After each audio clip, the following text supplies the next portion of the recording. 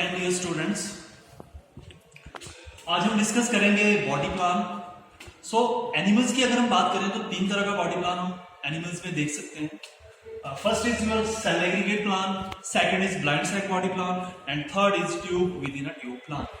So first we will discuss cell aggregate plan.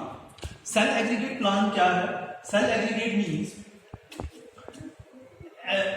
In this the animal is just an aggregation of cells. मतलब यहाँ पे क्या होता है कि बहुत सारे सेल्स एग्रीगेट होके, और इन सेल्स में क्या होता है कि इन सेल्स में कोई भी कोऑर्डिनेशन नहीं होता, अगर होगा भी तो बहुत लिटिल कोऑर्डिनेशन होगा। मतलब सेल्स जो है वो इंडिपेंडेंटली वर्क करते हैं, मतलब एक ही सेल सारे फंक्शंस परफॉर्म करता है, डाइजेशन का, रेस्पिरेशन का, एक्सक्रीशन का।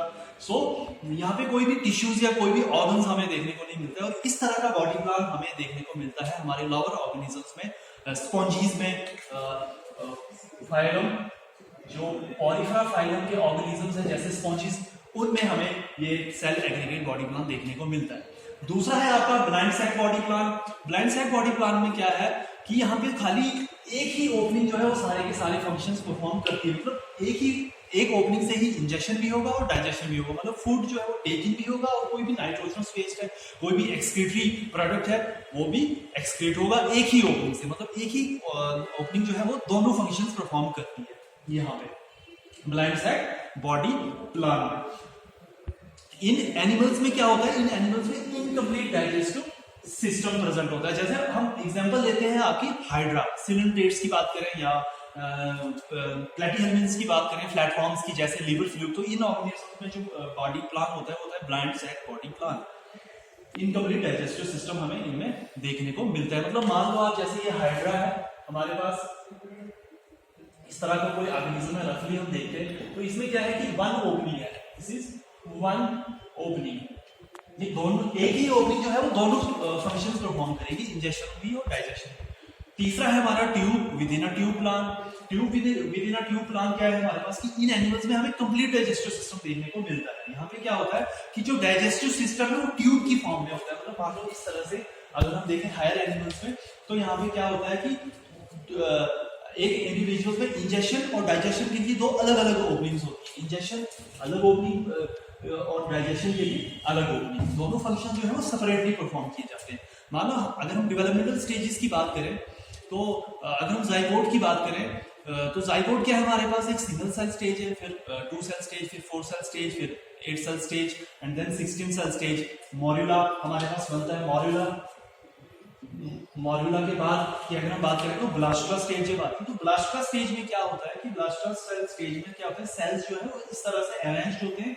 जो आउटर लाइन वाले सेल्स होते हैं, जो बाहर की तरफ सेल्स होते हैं, उनको माइक्रोमियर्स कहते हैं, माइक्रोमियर्स कहते हैं, और जो अंदर सेल्स प्रेजेंट है उनको मैक्रोमियर्स कहते हैं। मैक्रोमियर्स क्या करते हैं? एम्ब्रियोनिक नॉब की फॉर्मेशन करते हैं। और माइक्रोमियर्स का क्या फंक्शन है कि यहाँ पे हमारे पास ब्लास्टुला में क्या होता है कि ब्लास्टोसील कैविटी की फॉर्मेशन हो जाती है।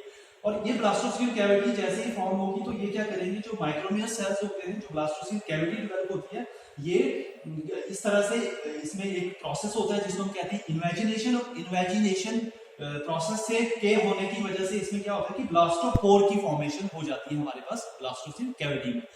अब ये ब्लास्टोपोर क्या है हमारे पास कि अगर इस ये ब्लास्टोपोर कैविटी क्या है हमारे पास? ये ब्लास्टोपोर कैविटी इस तरह से अगर हमारे पास लिटिल डीपर हो जाए, और इस तरह से हम अगर देखें तो complete digestive system, complete alimentary canal हमें देखने को मिलती है। सो अगर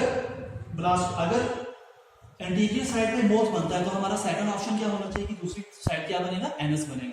और ऐसे एनिमल्स जिनमें ब्लास्टोपोर कैविटी जो है या ब्लास्टोपोर कैविटी जो है, ये अगर कन्वर्ट हो जाए, अगर इसमें पहले मोथ बनता है, तो ऐसे ऑर्गेनिजम्स को हम कहते हैं प्रोटोस्टोन्स। प्रोटोस्टोन्स कौन से ऑर्गेनिजम्स आ गए? मतलब इनमें पहले मोथ की फॉर्मेशन होती है, फिर एनस की फॉर्मेशन होती है। और दूसरे होते हैं ड्यूटेरोस्टोन्स। इनमें क्या होता है कि पहले एनस की फॉर्मेशन होती है, मतलब यहाँ पे पहले एनस की फॉर्मेशन होगी और यहाँ पे मोथ की फॉर्मेशन होगी। इनको हम कहते हैं ड्यूटेरोस्टोन्स। ड्यूटेरोस्टोन्स की हम एग्जांपल अगर हम देखें तो इसमें हम हमारे एकाइनोडर्म्स आते हैं, और आपके जो कॉर्डेट्स, ये सारी एग्जांपल्स आपकी आती हैं ड्यूटेरोस्टोम्स की। और प्रोटोस्टोम्स में कौन सी एग्जांपल्स आएगी? Except echinoderms and protostomes. So thank you.